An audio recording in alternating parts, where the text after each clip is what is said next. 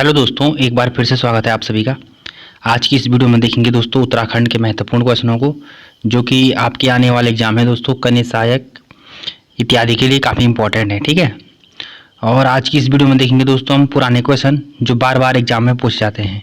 ठीक है, और जो लोग चैनल पर पहली बार आ रखे हैं वो चैनल को सब्सक्राइब करना बिल्कुल मत भूलिए, ताकि आपको दोस्तों ऐसे ही वीडियो लगातार मिलती रहे। ठीक है, तो चलिए दोस्तों बिना देरी के शुरू करते हैं आज का पहला क्वेश्चन। तो ध्यान से देखिए, सारे क्वेश्चन इंपॉर्टेंट हैं। ठीक है, सारे क्वेश्चन दोस्तों किसी न किसी एग्जाम में पूछे गए हैं। ठीक है, तो चलिए पहला क्वेश्चन देखिए, भीलछड़ा प्रपात स्थित है। ठीक है, तो ये क्वेश्चन दोस्तों अभी कुछ वीडियो का एग्जाम हुआ था दोस्तों, ये उसमें पूछा गया था ये क्वेश्चन। ठीक है, भीलछड़ा प्रपात। ठीक है, तो भीलछड़ा प्रपात की बात करेंगे दोस्तों यहाँ पे, तो ये कहाँ है? तो ये है दोस्तों पिथौरागढ़ में। ध्यान रखना है, महत्वपूर्ण क्वेश्चन है। ठीक है, चलिए, और यहाँ पे अगर पिथौरागढ़ जनपद की बात करें दोस्तों, तो अभी जो परसों एग्जाम हुआ है दोस्तों, सचिवालय का जो एग्जाम हुआ था उसमें पिथौरागढ़ जनपद की स्थापना पूछी गई थी। ठीक है, तो ध्यान रखना है आपको 24 फरवरी 1960 को। ठीक है, ये पिथौरागढ़ जनपद की स्थापना हुई थी। ठीक है, और यहाँ पे अगर पिथौरागढ़ जनपद की बात करेंगे दोस्तों, तो ये ध्यान रखना है आपको नामिक, ठीक है, नामिक ग्लेशियर, रालम ग्लेशियर, ठीक है, मिलम, मुनस्यारी, डीडीहाट, ठीक है, ये सब कहाँ है? पिथौरागढ़ जनपद में है। ठीक है, चलिए, और इसके साथ साथ मोस्टमानो मंदिर भी कहाँ है? पिथौरागढ़ जनपद में है। ठीक है, एक हथिया देवाल, ये भी कहाँ है? पिथौरागढ़ में है, और इसकी स्थापना किसने की थी?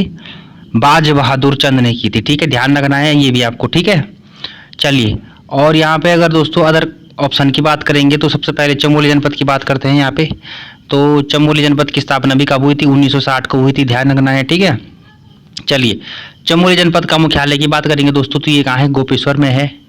ठीक है, और यहाँ पे दोस्तों अगर गोपेश्वर की बात करें तो गोपेश्वर का एक एग्जाम में प्राचीन नाम पूछा गया था, तो ध्यान रखना है ये क्या है? गोस्थल, ये ध्यान रखना है आपको। ठीक है, गोपेश्वर का प्राचीन नाम। ठीक है, चमोली जनपद का मुख्यालय कहाँ है? गोपेश्वर में है। ठीक है, चलिए, तो चमोली जनपद की बात करेंगे दोस्तों, तो आपको ध्यान रखना है एक महत्वपूर्ण है वसुंधरा जलप्रपात, ये कहाँ है? चमोली जनपद में है। ठीक है, चलिए, और अभी हाल ही का एग्जाम हुआ था दोस्तों परसों, उसमें मैंने आपको कई बार बता रखा था कि एक पूछा गया था दोस्तों, यहाँ पे गुफा पूछी गई थी। हाँ, मुचकुंद गुफा, मुचकुंद गुफा ये कहाँ है? तो ये भी चमोली जनपद में है, बद्रीनाथ के पास है। ठीक है, तो इतनी चीज़ें दोस्तों यहाँ पे आपको ध्यान रखना है चमोली जनपद से। ठीक है, और बागेश्वर जनपद की बात करेंगे दोस्तों, तो बागेश्वर जनपद की स्थापना 1997 में हुई थी। ठीक है, ध्यान रखना है आपको। ठीक है, और दोस्तों बागेश्वर के हमारे लिए इम्पोर्टेंट है यहाँ पे, बागेश्वर से हमको ध्यान रखना है दोस्तों, जो यहाँ के ग्लेशियर पूछे जाते हैं एग्जाम में, कई एग्जाम में। ठीक है, तो कौन कौन से हैं? कफनी ध्यान रखना है, मैकतोली ध्यान रखना है। ठीक है, कफनी हो गई, मैकतोली हो गई, सुंदर ढूंगा हो गया, सुखराम ग्लेशियर हो गया, ये कहाँ है? बागेश्वर में है। ठीक है दोस्तों, चलिए, और इसके साथ साथ दानपुर घाटी, ये कहाँ है? बागेश्वर में है। कौसानी, ये भी कहाँ है? बागेश्वर में है। ठीक है दोस्तों, चलिए, तो अगले ऑप्शन की बात करते हैं। 3 ऑप्शन को तो हमने देख लिया है। नेक्स्ट है उत्तरकाशी, तो उत्तरकाशी जनपद की स्थापना भी 1960 को हुई थी। ध्यान रखना है दोस्तों, यहाँ पे ये 3 है ना, जो चमोली, पिथौरागढ़, उत्तरकाशी, इनकी स्थापना कब हुई थी? 1960 में हुई थी तीनों की स्थापना। ठीक है, और इसका प्राचीन नाम बात करेंगे बाड़ाहाट। ध्यान रखना है, कई बार एग्जाम में पूछा जाता है बाड़ाहाट किसका प्राचीन नाम है, तो आपको ध्यान रखना है उत्तरकाशी का है। ठीक है, चलिए, और दोस्तों अभी जो परसों एग्जाम हुआ था उसमें पूछा गया था दोस्तों कि जो परशुनाथ विश्वनाथ मंदिर है उसका जीर्णोद्धार किसने किया था? तो वो किसने किया था? सुदर्शन शाह ने किया था। ठीक है, ये ध्यान रखना है। इसके बाद हम बात करेंगे दोस्तों, यहाँ पे 2 धाम भी हैं, गंगोत्री, यमुनोत्री। उसमें से जो गंगोत्री मंदिर है ना दोस्तों, तो ये एग्जाम में पूछा जाता है, इसलिए आपको ध्यान रखना है। मैं जो सारे बता रहा हूँ सारे ही इंपॉर्टेंट फैक्ट हैं, ये पूछे जाते हैं एग्जाम में। ठीक है, तो मैं बात कर रहा था दोस्तों गंगोत्री मंदिर के बारे में। ठीक है, तो यहाँ पे पूछा जाता है दोस्तों, जो गंगोत्री मंदिर है इसका निर्माण किसने किया है? तो आपको ध्यान रखना है अमर सिंह थापा। अमर सिंह थापा ने दोस्तों गंगोत्री मंदिर का निर्माण किया है, ये ध्यान रखना है आपको। ठीक है, चलिए, तो उत्तरकाशी का प्राचीन नाम हो गया। ठीक है, चलिए, तो आगे आगे बढ़ते हैं दोस्तों, अगले क्वेश्चन की तरफ बढ़ते हैं। ठीक है, तो इतनी बातें यहाँ से आपको ध्यान रखनी है। ठीक है, चलिए तो नेक्स्ट क्वेश्चन है दोस्तों हमारा, बाड़ाहाट किसका प्राचीन नाम है? तो दोस्तों ये इसकी बात हो चुकी है अभी। ठीक है, मैंने आपको बता दिया था, तो इसका आंसर क्या हो जाएगा? उत्तरकाशी। ठीक है, ध्यान रखना है, बाड़ाहाट किसका प्राचीन नाम है? उत्तरकाशी का है। ठीक है, चलिए तो उत्तरकाशी जनपद पे यहाँ पे देहरादून जनपद की बात करेंगे तो देहरादून जनपद की स्थापना 1870 में हुई थी। ठीक है, और ध्यान रखना है आपको, कालसी पूछा जाता है, तो ये देहरादून में है। ठीक है, चलिए और इसके साथ साथ दोस्तों महत्वपूर्ण है लाखा मंडल। लाखा मंडल महत्वपूर्ण है, इसको मूर्तियों का भंडार कहा जाता है। और अगर ये पूछे कि लाखा मंडल, पहले तो पूछे भी जाता है दोस्तों, लाखा मंडल किन नदियों के संगम पे है? तो रिखवाड़ और यमुना। ठीक है, महत्वपूर्ण है। और मैं यहाँ पे बताना भूल गया दोस्तों, जो कालसी है ना, कालसी भी यमुना नदी के किनारे स्थित है। ठीक है, चलिए तो ये ध्यान रखना है आपको। ठीक है, देहरादून से और क्या याद कर सकते हैं आप? तो देहरादून में ही पड़ता है दोस्तों मसूरी। ठीक है, मसूरी को क्या कहते हैं? देहरादून का ताज। ठीक है, पहाड़ों की रानी, ये मसूरी को कहा जाता है। ठीक है, तो इतनी चीजें दोस्तों आपको यहाँ से याद रखनी है, महत्वपूर्ण है। ठीक है, चलिए अगले क्वेश्चन की तरफ बढ़ते हैं। अगला क्वेश्चन देखिए दोस्तों हमारा, कोटेश्वर बांध किस नदी पर है? महत्वपूर्ण है दोस्तों, ये भी सब एग्जाम में पूछे जा चुके हैं। ठीक है, तो इसका आंसर हो जाएगा भागीरथी। ठीक है, महत्वपूर्ण है। ठीक है, और यहाँ पे दोस्तों अगर हम भिलंगना नदी की बात करेंगे तो भिलंगना, भागीरथी के बारे में इसलिए नहीं बता रहा दोस्तों क्योंकि नेक्स्ट जो क्वेश्चन है वो भागीरथी नदी पे है, तो इसलिए भागीरथी के बारे में वहाँ पे हम बात करेंगे। भिलंगना की बात करें यहाँ पे तो खतलिंग ग्लेशियर से होता है उद्गम। ठीक है, ये पूछा जाता है 1 नंबर में सीधे, भिलंगना नदी का उद्गम कहाँ से होता है? खतलिंग ग्लेशियर से होता है। ठीक है, और ये पूछा था दोस्तों, बालगंगा किसकी सहायक नदी है? ये भी पूछा जाता है, तो ये ध्यान रखना है। ठीक है, भिलंगना की सहायक नदी है। ठीक है, चलिए अलकनंदा की बात करेंगे यहाँ पे, तो अलकनंदा नदी का उद्गम कहाँ से होता है? तो ये होता है दोस्तों चमोली जनपद है ना, चमोली जनपद से आगे है, जोशीमठ से आगे है क्या? सत्तोपंत, वहाँ से होता है अलकनंदा नदी का उद्गम। ठीक है, चलिए तो अलकनंदा नदी के किनारे आपको पता ही होगा जो 5 प्रयाग हैं वो भी हैं। ठीक है, ठीक है दोस्तों, तो सबसे पहले है विष्णु प्रयाग, उसके बाद है नंद प्रयाग, फिर है कर्ण प्रयाग। ठीक है, ये ध्यान रखना है आपको। चलो मैं यहाँ पे बता देता हूँ आपको, ये है दोस्तों यहाँ से आई सतोपंथ से कौन? अलकनंदा। ठीक है, तो सबसे पहले है यहाँ पे विष्णु प्रयाग। ठीक है, तो एक तो विष्णु प्रयाग में संगम यहाँ पे किस किस का हो जाएगा? एक तो अलकनंदा के साथ किसकी? पश्चिमी धौलीगंगा का। ठीक है, ध्यान रखना है। उसके बाद बात करेंगे नंद प्रयाग। नंद प्रयाग में यहाँ पे नंदाकिनी और अलकनंदा का हो गया। ठीक है, उसके बाद आता है कर्ण प्रयाग। तो कर्ण प्रयाग में दोस्तों होता है पिंडर और अलकनंदा का। नेक्स्ट है रुद्रप्रयाग। तो रुद्रप्रयाग में आपको होता है मंदाकिनी और अलकनंदा का संगम होता है। और उसके बाद नेक्स्ट 5वां प्रयाग है, यहाँ से आती है भागीरथी और यहाँ से ये अलकनंदा, तो यहाँ से इसको गंगा कहा जाता है आगे से। ठीक है, ध्यान रखना है आपको, महत्वपूर्ण है। ठीक है, चलिए तो ये पूछा जाता है देवप्रयाग की नदियों के संगम पे, तो ये अलकनंदा और भागीरथी। या फिर ऐसे भी बनता है क्वेश्चन, सास बहू, और इसको भागीरथी को सास बोला जाता है और अलकनंदा को बहू, तो सास और बहू संगम पे देवप्रयाग है, ये ध्यान रखना है। ठीक है, चलिए तो ठीक है दोस्तों, तो हम यहाँ पे कोटेश्वर बांध किस नदी पे है? तो ये ध्यान रखना है आपको, भागीरथी नदी पे है। तो यहाँ पे मैंने आपको भिलंगना के बारे में बता दिया है। ठीक है, अलकनंदा के बारे में बता दिया है। काली की एक सहायक नदी है दोस्तों लदिया किसकी सहायक नदी है? काली की है। ठीक है, चलिए तो बढ़ते हैं नेक्स्ट क्वेश्चन की तरफ। नेक्स्ट क्वेश्चन देख लेते हैं। नेक्स्ट क्वेश्चन है दोस्तों, शैलेश मटियानी जी का जन्म कब हुआ था? ठीक है, तो ऑप्शन आपके सामने है, शैलेश मटियानी जी का जन्म कब हुआ था? ये एग्जाम में पूछा गया क्वेश्चन है। ठीक है, तो यहाँ पे इसका सही आंसर क्या हो जाएगा? 1931 में। ठीक है, ध्यान रखना है आपको। ठीक है, और इसके साथ साथ ये ऐसा भी पूछा जाता है कि शैलेश मटियानी जी का जन्म किस जनपद में हुआ था? तो आपको ध्यान रखना है अल्मोड़ा में हुआ था। ठीक है, अल्मोड़ा में बाड़े छीना इनके गांव का नाम है। ठीक है, और इनकी 2 महत्वपूर्ण पत्रिकाएं हैं दोस्तों जो आपको याद रखनी है। एक तो है जनपक्ष, एक जनपक्ष है, और दूसरी है विकल्प। हाँ, जनपक्ष और विकल्प, इन ये दो पत्रिकाएं आपको ध्यान रखनी है, ठीक है। चलिए, तो यहाँ से क्वेश्चन बन सकता है, जनपक्ष और विकल्प पत्रिकाओं का संबंध किससे है, तो शैलेश मटियानी जी के है, ठीक है। जन्म 1931 में हुआ था और जन्म हुआ था अल्मोड़ा में, ठीक है। हाँ, और यहाँ पे दोस्तों इनका बचपन का नाम पूछा गया था एग्जाम में, ठीक है। तो आपको ध्यान रखना है इनके बचपन का क्या नाम है, रमेश चंद्र सिंह मटियानी, ध्यान रखना है। सारे इंपॉर्टेंट फैक्ट है दोस्तों ये, ठीक है, ठीक है, सब याद रखना है आपको। इनके बचपन का क्या नाम था, रमेश चंद्र सिंह मटियानी, ठीक है। और इनकी रचनाएं की बात करेंगे दोस्तों, तो आपको ध्यान रखना है मुठभेड़, ठीक है, बोरीवली से बोरीबंदर तक, किसके राम कैसे राम, किसके राम कैसे राम, ठीक है, कबूतरखाना, बहुत सारी रचनाएं हैं दोस्तों इनकी, ठीक है, ठीक है। तो ये याद ध्यान रखना है आपको, ठीक है। चलिए, तो अगले क्वेश्चन की तरफ बढ़ते हैं, ठीक है। तो आपको पता होगा, तो जो मैंने आपको यहाँ पे बताया आपको जनपक्ष और विकल्प, इनसे इनका संबंध है।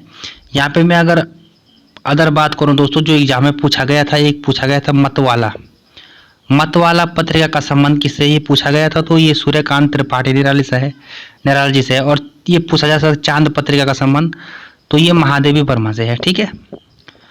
चलिए, तो यहाँ पे इतनी चीजें आपको ध्यान रखनी है, ये एग्जाम में पूछी जा सकती है, ठीक है। चलिए, तो अगले क्वेश्चन की तरफ बढ़ते हैं दोस्तों।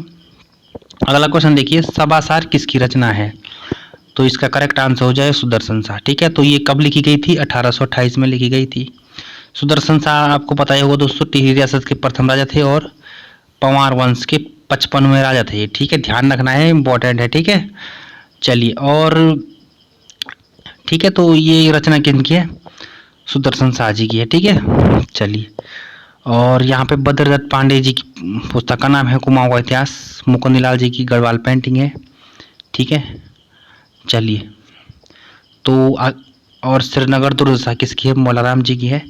हाँ, मौलाराम संग्रहालय ये कहाँ है, श्रीनगर में, ये ध्यान रखना है आपको, ठीक है। चलिए, तो इतनी चीज़ें आपको ध्यान रखनी है।